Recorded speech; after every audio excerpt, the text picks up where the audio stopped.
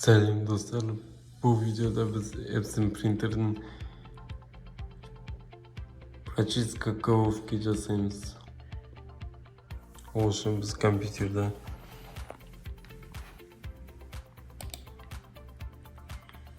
printer'ın значогын тауып, оң жақты басып, Prochizka печатающий Ковки жасаймыз. Немесе Prochizka проверка juice'ді басамыз.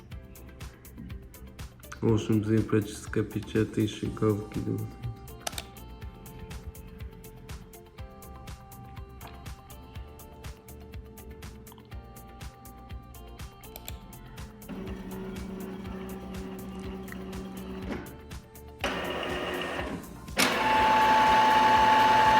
Bu proses kez kelген Epson printer'ın modellerine барлығына бірдей сәйкес болады.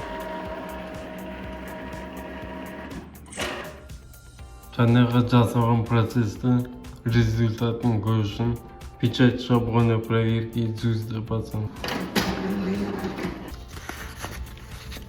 Сіздерде осылай шығу керек. Міне мұнда қара анық шығып тұрған, көк, қызыл және сары ақ шығып жақсы шығып тұрған көрсетіп тұр.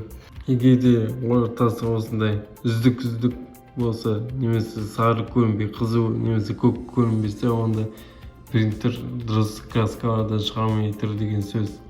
Сол үшін біз Prochizka печатающий Ковки жасап отыруымыз қажет. 2 айда бір немесе 3 айда бір. Сонда сіздің принтеріңіз осындай суреттерді анық шығаратын болады.